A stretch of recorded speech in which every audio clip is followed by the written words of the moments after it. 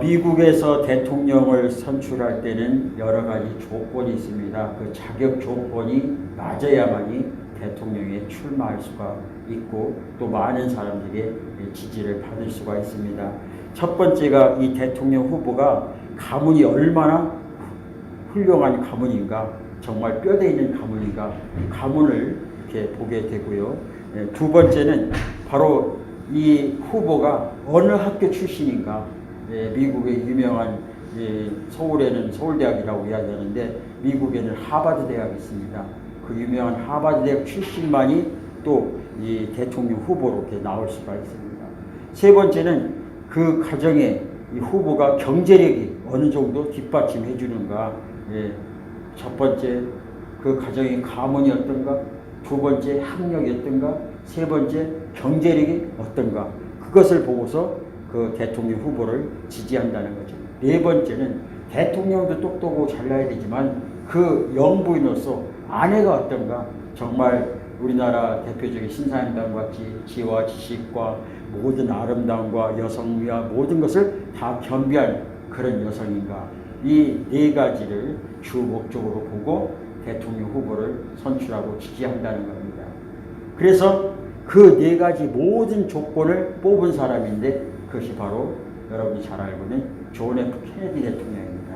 미국 역대상 가장 최고의 가문과 그리고 그 최고의 학벌과 최고의 경제력과 최고의 아내를 가진 존 F 케네디 대통령이 바로 미국 사람들이 가장 지지하는 그런 대통령 후보가 됐고 대통령이 되었습니다. 근데 그와 아이러니하게 한 사람이 있는데 그 사람 어떤 사람인가? 초등학교도 제대로 못 나왔습니다. 너무너무 가난합니다. 학벌도 그렇고 가진 것도 없고 이렇다 할 만 내놓고 자랑할 만한 것이 하나도 없어요. 근데 그가 대통령이 됐다는 거죠. 그가 바로 여러분들이 잘 알고 있는 에브라함 링컨 대통령입니다. 남북 평화를 가져오게 되고 흑인과 백인을 해방시켰던 그 바로 링컨 대통령이죠. 그 사람에게 있어서 미국의 역대 대통령 가운데 가장 모든 국민, 지금까지도 대통령 하면은 바로 에브라함 링컨 대통령입니다. 그러면 모든 사람들이 미국의 대통령 후보가 지지하는 그 조건이 학벌과 가문과 또 재정적인 문제와 아내인데 그런 것을 초월해서 왜 에브라함 링컨 대통령을 많은 사람들이 지지하고 지금도 그 가슴속에 링컨 대통령을 추모하고 사모하는가? 그는 바로 예수 그리스도의 마음을 가지고 모든 사람들에게 대하고 또 모든 정치를 그렇게 하기로 유명한 분이 바로 에브라함 링컨입니다.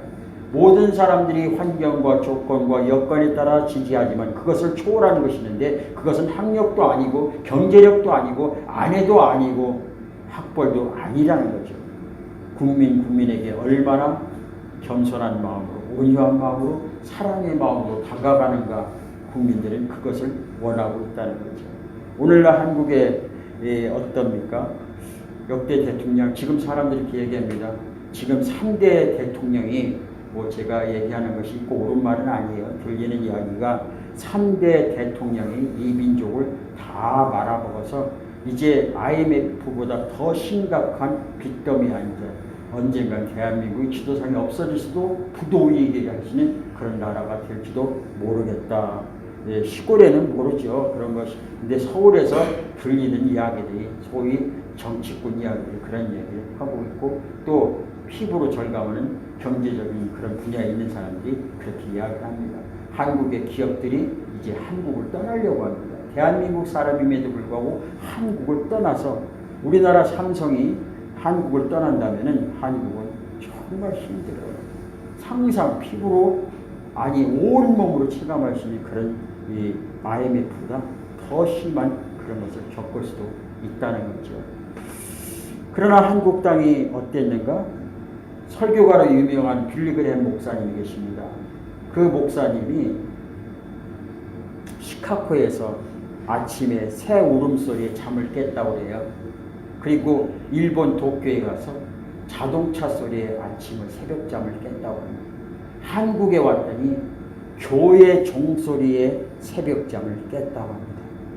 이 대한민국이 십자가 방방곡에서 찬양 소리와 성경 읽는 소리, 부흥의 하나님 앞에 통곡하는 이 소리가 새벽잠을 깨우는데 지금은 어떻습니까?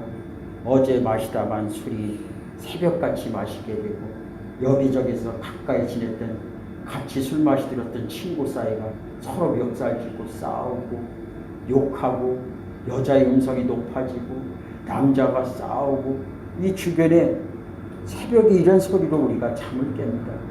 새벽 종소리에 깼던 이 대한민국 땅이 언제부턴가 쾌락과 풍락과 술과 마약과 도박을 찌든 이민족이 되었다는 거죠. 왜 그럴까? 이 나라 이민족이 예수를 믿는 사람이, 예수의 마음을 품었다고 하는 사람이, 예수의 제자가 되겠다고 하는 사람들이 1000만 명이 넘는다고 하는데 어떻게 새벽 종소리에 잠이 깨우는 것이 아니라 싸우고 원망하고 시기하는 소리에 잠을 깨우는 이런 민족이 되었는가? 다시 한번 우리 예수 믿는 사람들 정말 이 땅에 많은 영향력을 끼쳐야 합니다. 왜? 예수 그리스도가 이 땅에 오셨을 때 2000년 전에 이 땅에 오셨을 때 그 예수 그리스도가 얼마나 많은 영향력을 끼쳤는가? 그것은 이루 말할 수가 없습니다.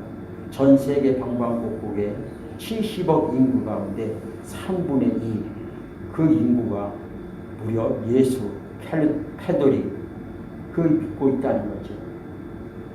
그런데 예수의 그 엄청난 영향력을 통해서 전 세계는 기독교화가 되어가고 있는 이 시점에서 우리가 1000만이 넘는 예수를 믿는 사람들이 살고 있는 이 땅에 우리들의 영향력이 얼마나 없으면 예수 믿는 사람들이 냄새가 향기가 얼마나 없으면 이 민족이 점점 죄악의 관영한 땅으로 흘러가고 있는가. 자식이 돈 때문에 아버지를 죽이고 그렇게 사랑했던 부부간에도 서로 칼로 목숨을 죽이는 이런 민족이 되었다는 거죠.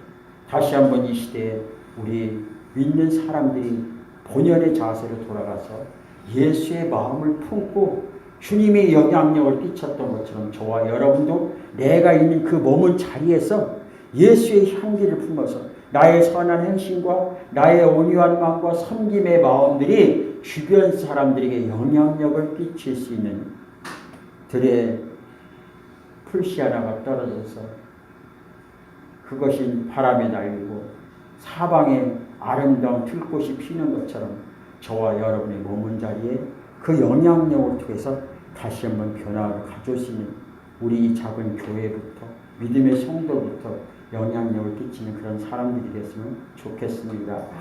오늘 말씀 보겠습니다.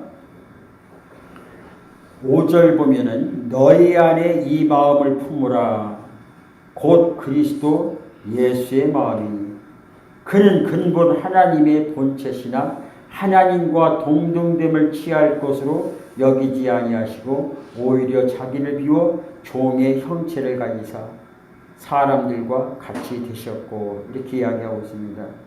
예수의 마음이라는 것은 어떤 마음인가? 예수의 마음이 어떤 마음인가? 바로 예수님의 마음은 겸손한 마음입니다. 다시 말해서 그 겸손의 마음이라는 것은 종과 같이 되는 그런 겸손한 마음이죠. 여러분들 종하면은 우리하고는 좀 거리가 멀고요. 우리는 머슴해야 좀 거리가 가깝습니다. 옛날 저 누구네 집 머슴하냐? 이렇게 이야기를 표현해야 좋을 것 같습니다. 머슴은 자기가 교만할 수도 없어요. 물론 옛날 그 머슴은 무식하고 그랬지만은 그 집 대감집 아들의 3살 정도까지는 가르칠 수가 있습니다. 왜냐? 그거 보고 성경에서 말하는 몽학 선생이라고 합니다. 그래서 이 어르신 그 머슴 할아버지 보고 아저씨 보고 뭐 봉고 아버지, 봉고 할아버지 이렇게 얘기하죠. 그러면 그 집 아버지나 할아버지들이 그 대감집에 그 조그만 3살급이 그런 아이들을 이렇게 업어주기도 하고 그런 가장 기본적인 것을 이렇게 맡겼던 적이 있었습니다. 머슴이라는 것은 종이라는 것은 사람의 그 계급사회 제도에서 가장 가장 밑바닥에 있는 사람들이죠. 자기 밑에 아무 사람이 없어요.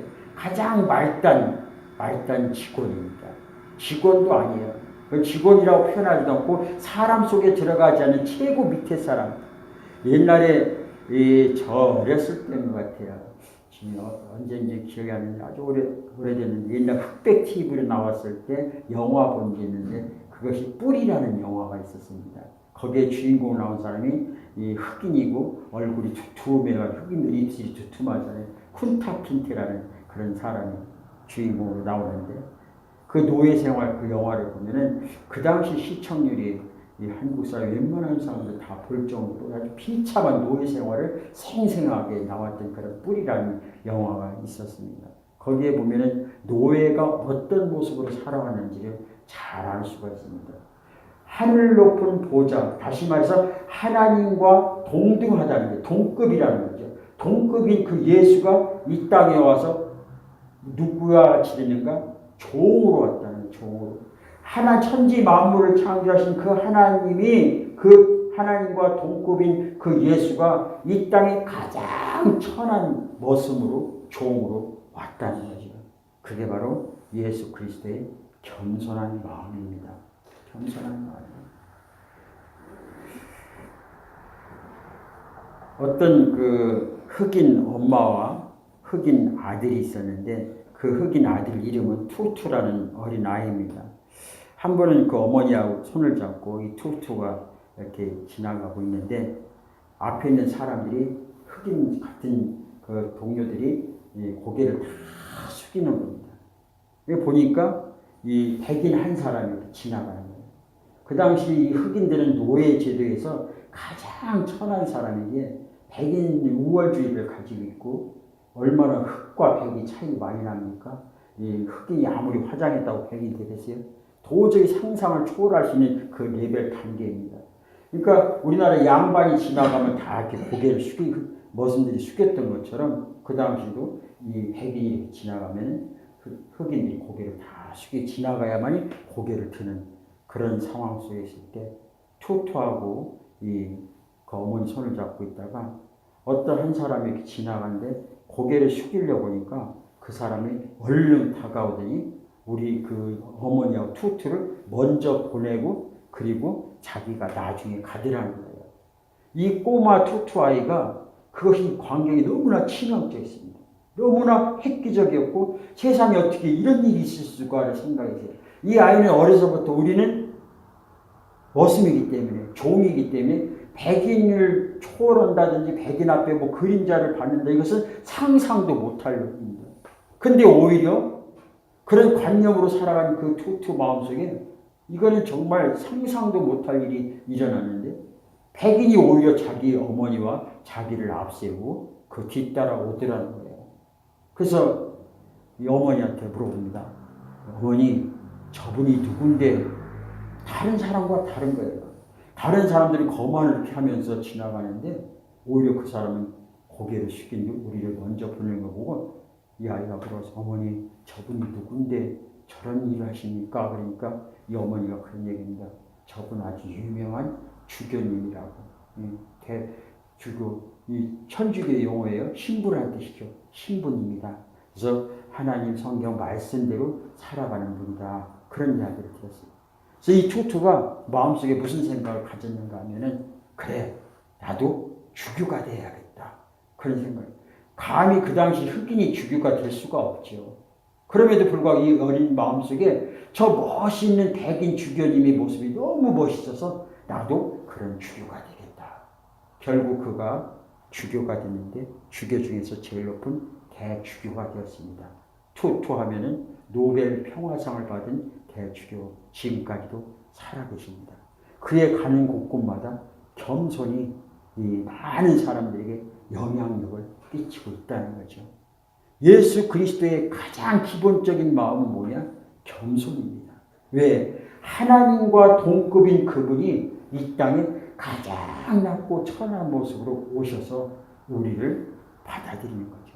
우리를 받아들이고 우리를 사랑하는 겁니다. 그것이 바로 예수 그리스도의 마음이죠. 또 예수 그리스도의 마음이 또 하나가 있는데 그 말씀 보면은 이런 말씀이 있습니다. 8절에 보면 사람이 사람의 모양으로 나타나사 자기를 낮추시고 죽기까지 복종하셨으니 곧 십자가에 죽으심이라. 예수님의 마음은 어떤 마음인가? 아버지 말씀에 생명을 내놓기까지 순종하셨다는 거예요. 여러분도 요즘 자녀들이 부모 말씀 잘 듣나요? 안 들어요. 또 부모들은 일찌감치 포기했습니다. 해도 듣지도 않고 스스로 알아서 변해야 되지 옆에서 백만 얘기해도 안 들어요. 저 어렸을 때만 해도 부모님이 말씀하면 그냥 꾹박꾹박 했습니다. 자다 말고도 뻗떡뻗떡 일어나서. 요즘은 이 아이들에게 이제 부탁을 해야죠. 부탁을 떠나 사정을 해야 합니다. 이것 좀 해줄래? 저것 좀 해줄래? 근데 예수님께서는 자기 아버지 하나님께서 이 땅에 내려가실 때 말씀하기 너는 그곳에 제물로 간 거예요.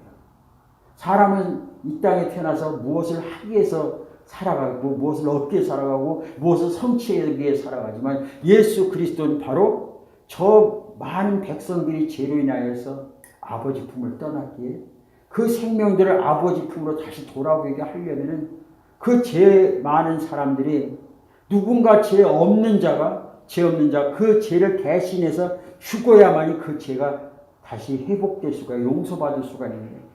모든 사람이 다 죄를 범하였으면 하나님의 영광에 이르지 못하는 것 로마 3장 8절 말이랑 모든 사람이 죄인인데 감히 누가 그 죄를 용서할 자가 없는 거예요. 세상에 죄 없는 사람은 하나도 없어요. 아담 이후로서 다 죄를 짓는 거예요. 그래서 죄 없는 분은 오직 하나님 한 분뿐이에요. 그는 선하신 분이거든요. 그래서 그분이 최종 400년 동안 고민하다가 결정 내린 것이 그래 죄 없는 내가 땅으로 데려가서 그들의 죄를 내가 뒤집어 쓰고 십자가에 죽자. 그래서 하나님께서 바로 아들 예수 그리스도 사람의 모습으로 이 땅에 오셔서 죽기까지 순종하셨다는 거예요. 이것이 바로 예수 그리스도의 마음이에요. 순종의 마음이에요. 여기서는 복종이라고 사용하고 있는데 이게 더 강한 의미죠. 반드시 해야 된다는 거예요. 네 생명을 내는 수까지 그것을 받아들이라는 거예요. 순종하라는 거예요. 내 생각과 내 방법과 내 의견은 이런데 이것은 이렇게 해야 되고 저건 저렇게 해야 되고 위의 것은 빼야 되고 안의 것은 넣어야 되고 내 생각은 이래야 돼요. 그 생각이 얼마나 큰가? 내 열 손가락에 장을 지져도 그 생각이 옳다는 것을 했던 그 생각을 죽이라는 거예요. 그리고 상대방의 생각을 받아주는 거예요. 그게 바로 예수 그리스도의 순종이에요. 그 예수님도 아버지 말씀에 인간이 육신의 몸을 가지고 있기에 불순종하고 싶은 생각이 들었었어요. 한동안. 그때가 언젠가? 겟세마네 동산에서. 이제 아버지 말씀을 순종하려면 저 험악한 십자가에 매달려야 돼요. 근데 그 십자가 고통이 너무 힘든 거예요. 세상에서 가장 사형법 중에서 가장 귀참하고 가장 처참하고 가장 잔인한 그 사형법이 바로 십자가 사형법이에요. 물론 314년 컨스탄티 제국 이후에 그 사형법은 너무나 악해서 그 사형법은 없어졌어요. 사람을 피를 말려서 죽이는 그런 사형법입니다. 그것을 하나님의 아들 예수가 그 십자가를 져야 되는 거예요. 너무나 힘들어서 하나님 앞에 예수가 겟세마네 동산에서 기도합니다. 아버지, 이 쓴 잔을 내게서 그냥 지나가기만 안 돼요? 내 저 십자가에 매달리지 않으면 안 돼요? 그렇게 간절히 땀방울이 핏방울이 되도록 아버지한테 기도했어요. 그러다가 아니지. 아버지가 나를 통해서 원하는 게 있지. 아버지가 나를 통해서 원하는 게 있지. 그러면서 아버지 내 뜻대로 하지 마옵시고 아버지 뜻대로 하옵소서고 도수장을 끌려가는 어린 양처럼 그 십자가를 처참하게 그 위에서 돌아가시게 됩니다. 그것이 바로 죽기까지 순종이에요. 우리는 예수 그리스도의 보혈 피로 다시 살아난 몸입니다. 우리의 죄악으로 인해서 이미 십자가에 우리들은 죽었어요. 그럼 이 땅에서 어떤 마음으로 살아가요? 나는 죽었습니다 하고 살아가는 거예요. 나는 죽었습니다 하면 아주 죽은 게 아니에요. 내 안에 누가 살았어요? 예수가 살았어요. 그래서 예수의 마음만 전하면 돼요. 그래서 제가 이거 오래전에 붙여놨는데 무엇을 이루고 싶다면 기도하세요. 사랑한다면 말하지 말고 기도하세요. 모든 것이 시작이 기도이기 때문입니다. 내 아는 경험과 지식 이 모든 것을 통해서 누군가를 이야기하려고 하지 말고 나는 죽은 자에게 말없이 생각 없이 그저 그분을 위해서 기도할 뿐이에요. 변하지 않는 내 자식을 위해서 기도하고 변하지 않는 내 남편과 내 아내에서 기도하는 것이 바로 내가 그에게 어떤 이야기를 하는 것보다는 그저 묵묵히 나는 죽었습니다. 주님처럼 묵묵히 기다려주는 거예요. 그게 바로 순종하는 겁니다. 한 번은 아버지 치매 걸리신 아버지가 있었는데 갑자기 밖에서 부르시는 거야. 아범아 아범아 부르는 거야. 그 아들도 장가 들어가지 애가 크더라는데 아범아 아범아 예 아버지 나 소원 있다. 예. 뭔데요 아버지? 저 하늘 좀 봐. 예 뭐가 보이니? 달이 보이는데요. 그래 저 달 좀 따주면 안 되겠냐? 그러니까 다른 사람이 어떻게 해? 아이 영감탱이가 그냥 아버지가 그냥 미쳤나 그냥 무슨 달을 따라가려고 나보고 달 따라오냐고. 근데 아들이 예 아버지 걱정 마세요. 제가 달 따드릴게요. 그러면서 뒤에 가서 대나무 장대를 가지고 이렇게 하니까 아버지가 야 이놈아 그래서 그 달이 따지냐? 저 지붕 꼭대기로 올라가야 따지. 예 조금만 기다리세요 아버지. 그래가지고 그 아들이 지붕 꼭대기 올라가서 그 작대기로 달을 따는 겁니다. 그러니까 아버지가 깔깔깔 웃으면서 야 그 달이 따지냐? 또 자식 본정신이 돌아와서 내려오니까 좀 있을까?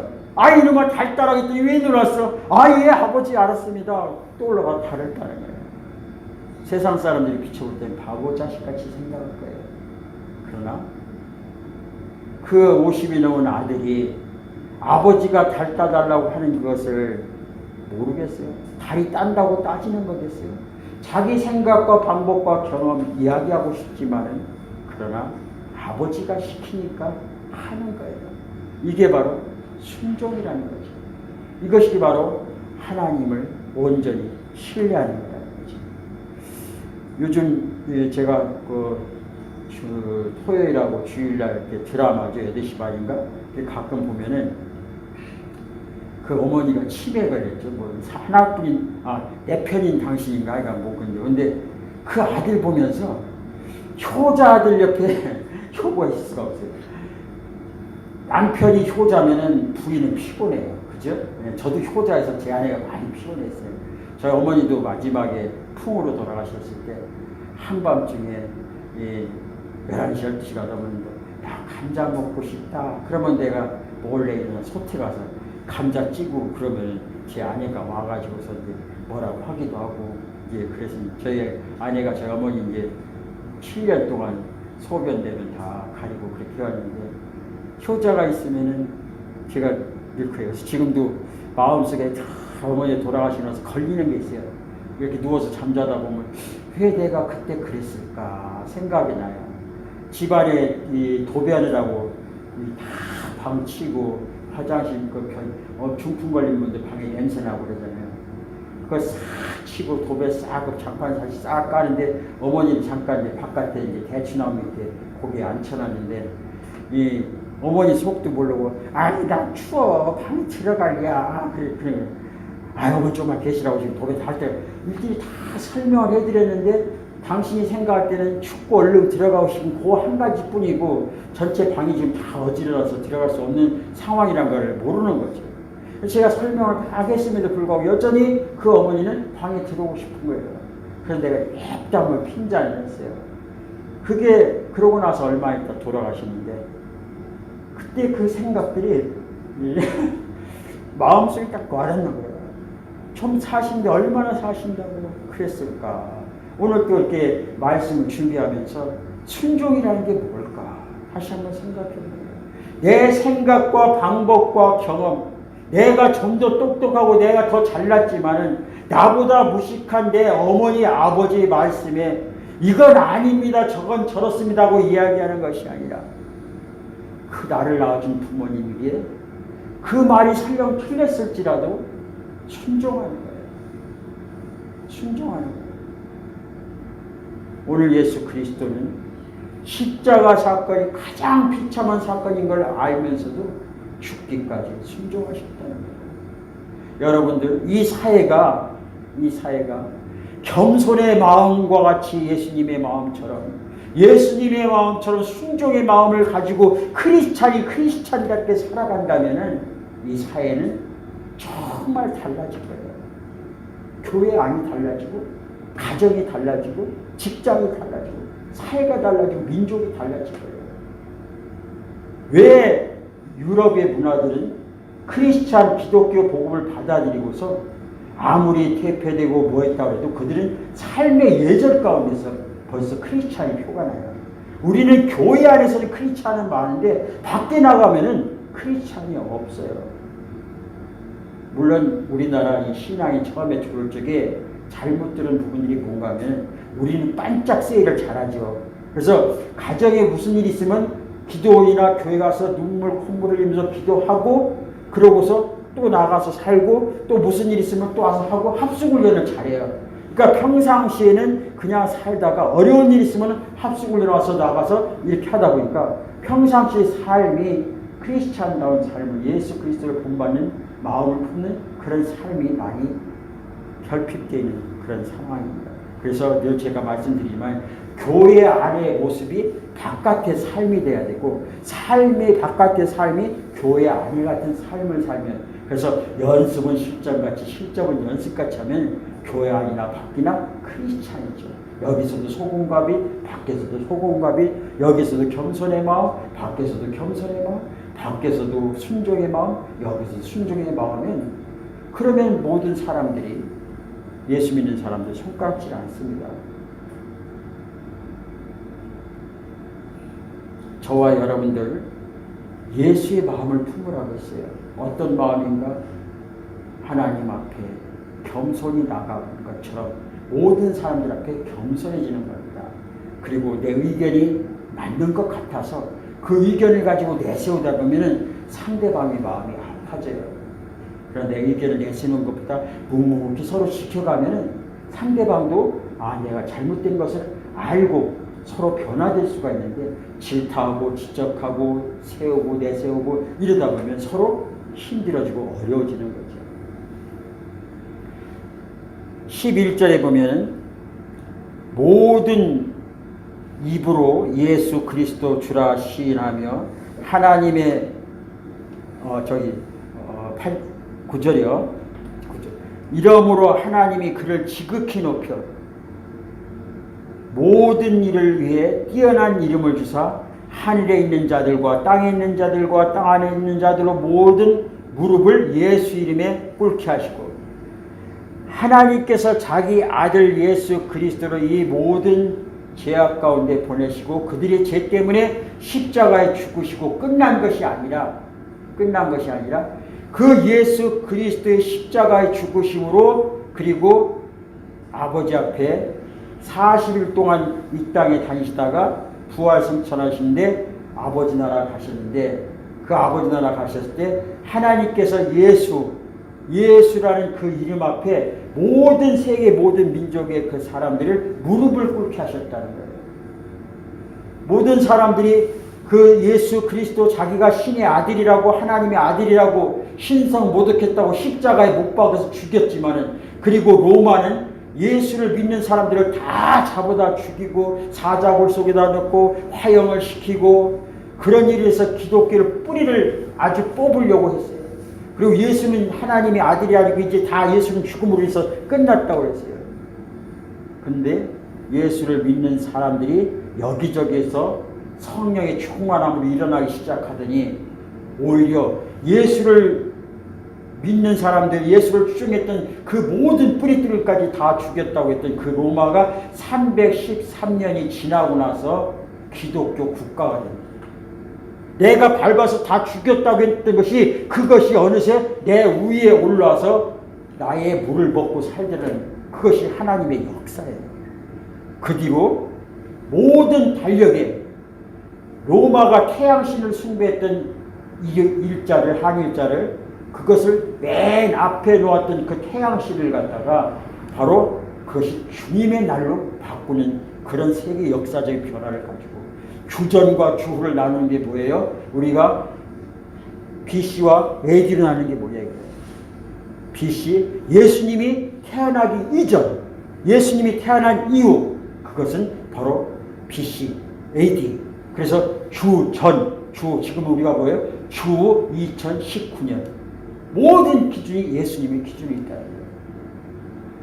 이것이 어떤 소설이냐, 신화냐? 아니요. 성경이고 살아서 역사하신 하나님의 히스토리 역사라는 거죠. 우리는 그 예수 그리스도를 믿고 있다는 거예요. 그래서 저와 여러분 이름 앞에 예수 이름이 붙여놓은 거예요.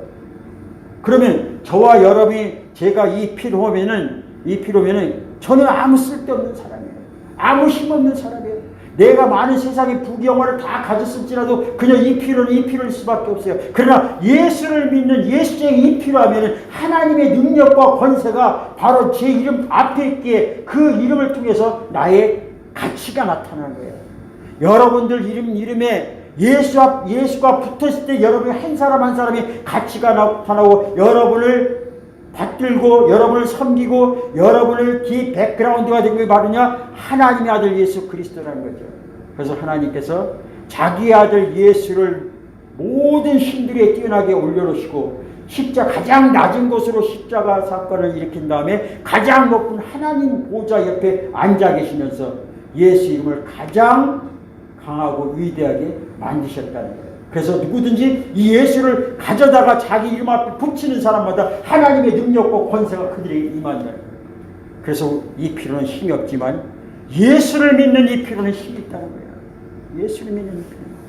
우리 권사님, 집사 성도님, 바로 예수가 앞에 붙으면 여러분은 하나님의 시민권과 하나님의 통치권을 가진 왕같은 제사장이 되는 거예요. 이게 바로 예수입니다. 이게 바로 예수예요. 여러분들 명품 가방이 왜 명품입니까? 그만큼 귀한 거죠. 거기에는 로고가 있습니다. 그래서 로고가 진짜인지 가짜인지 열어보면 홀로그램이 있어요.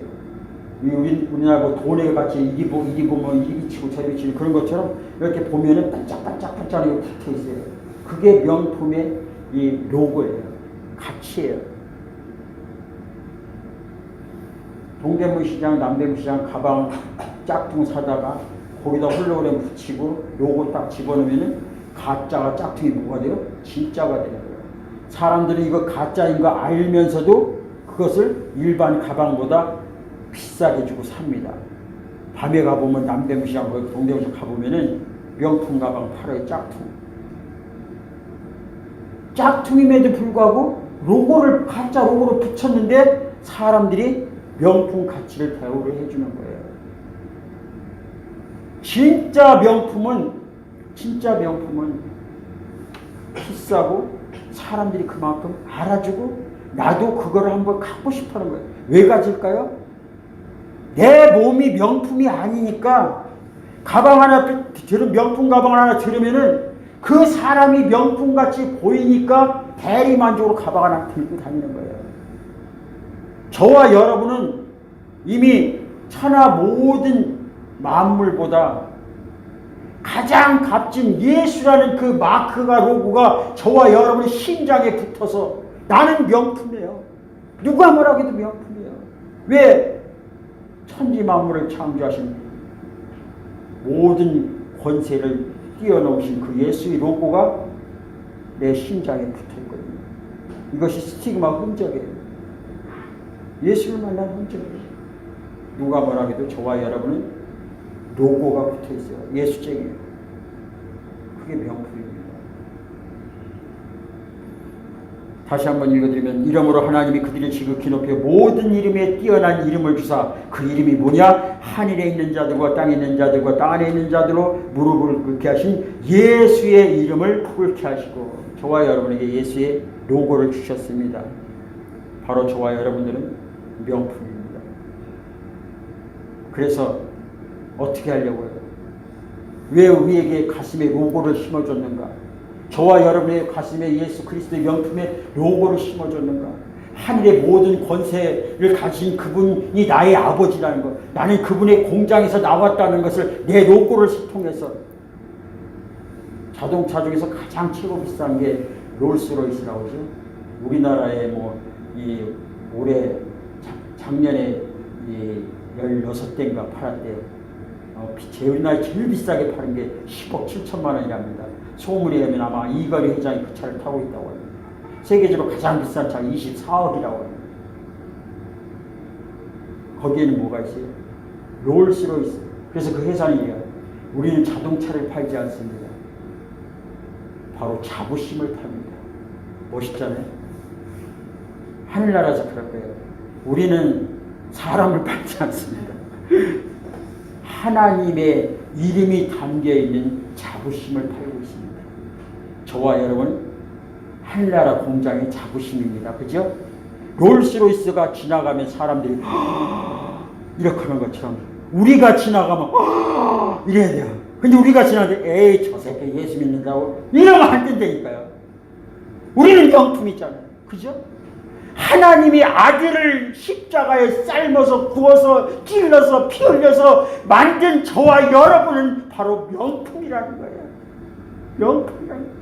세상에 먹을 거 마실 거 입을 거 그것 때문에 쪽팔리게 거기다 고개 숙여서는 안 되는 그런 명품이라는 거예요. 저와 여러분은 어떻게 하시려고?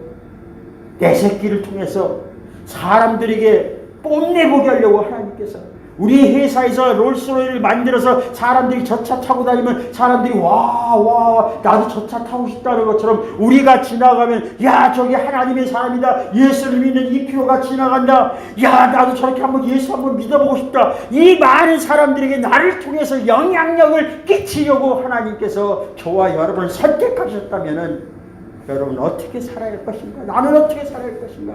나를 통해서 어떤 영향력을 끼치며 살아갈 것인가? 나를 통해서 주변에 내가 암적인 존재가 돼서 나만 지나가면 겉으로는 좋아한 척하지만 살살살살 돌아가는 그런 사람이 될 것인가?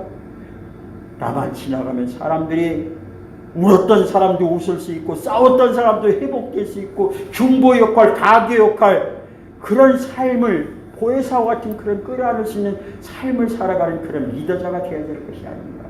하나님께서 여러분에게 저와 여러분에게 원하는 것이 바로 내 하늘나라 공장에서 예수의 재료를 통해서 예수를 죽여서 그 심장의 피를 갖다 내 안에 집어넣어서 나를 통해서 많은 사람들에게 영향력을 끼치려고 하는 그 아버지의 마음을 우리는 알아야 돼요. 그래서 우리가 어느 곳에 있든지 예수 그리스도의 영향력을 끼쳐야 됩니다. 그게 바로 11절입니다. 모든 입으로 예수 그리스도를 주라 시인하며 하나님 아버지께 영광 돌리게 하셨느니라. 모든 사람들을 통해서 역시 주님이구나. 역시 예수 믿는 사람이구나. 역시 저 사람 뭔가 좀 달라. 그러면서 모든 사람들이 다 입으로 주님 하면서 하나님 앞에 감사하며 찬양한다는 그런 영광 돌리는 그런 삶을 살기 원하는 것이 아버지의 마음입니다. 그 베트남 하면 요즘 여러분들이 잘 알고 있는 것처럼 축구의 변방 베트남. 그러나 이번 얼마 전에 그 축구가 바로 2018년 자카르타 팔렘방 아시안게임에서 베트남 사상 첫 아시안게임 4강의 신화를 만들어냈습니다. 그로 인하여서 박항서 감독이 베트남에서 가장 뛰어난 의인과 같은 인물로 내세워지고 있습니다. 박항서.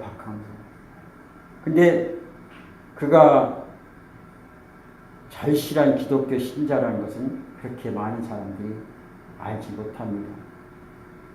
그의 아내가 이 권사님이신데 최상아 권사님입니다.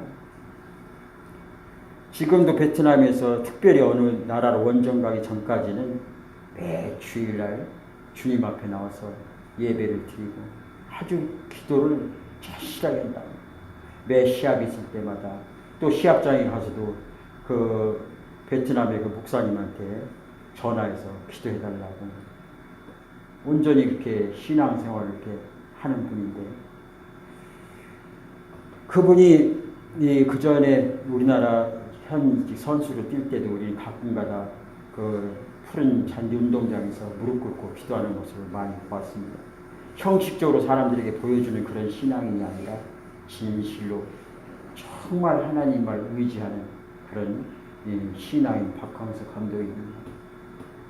근데 그분이 그 국영방송에서 그런 이야기를 했죠. 베트남 국민 여러분들, 저만 사랑하지 마시고 저의 조국 대한민국도 사랑해 주십시오. 그리고 베트남은 지금 여행은 자유롭지만 사실은 공산주의 국가입니다. 그래서 신앙생활하는 것이 그렇게 자유롭지는 않습니다. 국가에서 운영하는 교회가 있고, 그리고 민간이 우리나라 선교사님들이 가서 이 교회가 있는데, 그 교회는 30명 이상만 되면 국가 제지를 받습니다. 그리고 그 30명 이상 되면 그 교회 집회를 그 베트남에서 인정하는 그 국가 교회에 와서 예배드리도록 합니다. 모든 것을 다 주시하고 관찰합니다. 거기서 100명 이상 되는 교회는 볼 수가 없어요. 근데 그 박항서 감독이 그 총리를 만났습니다. 하고 싶은 게, 우리나라에 원하는 게 뭐냐. 우리나라 외교 문제 잘 안 풀리는 문제들도 박항서 감독 통해서 많이 열어지고 좋은 관계가 되었습니다. 그때 총리가 나에게 부탁할 거라고 뭘 하는 이야기 때 박항서 감독이 그런 얘기 했습니다. 저는 신앙입니다.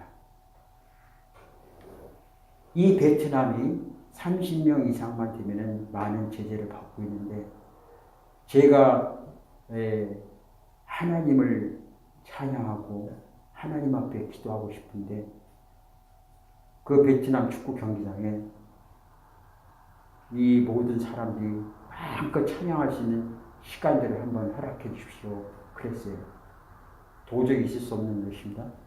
근데 허락해 왔습니다.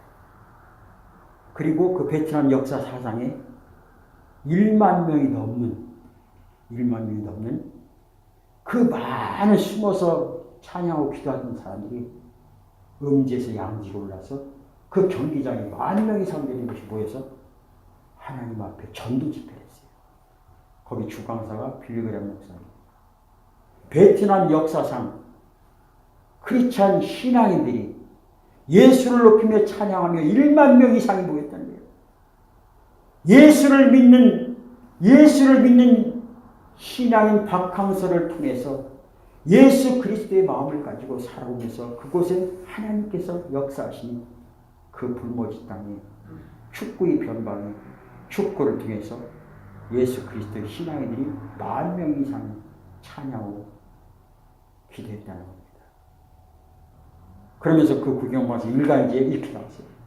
박항서 감독의 오늘날 베트남 축구를 이렇게 만든 그 리더십이 어디 있는가 했을 때 거기에는 3가지가 있다.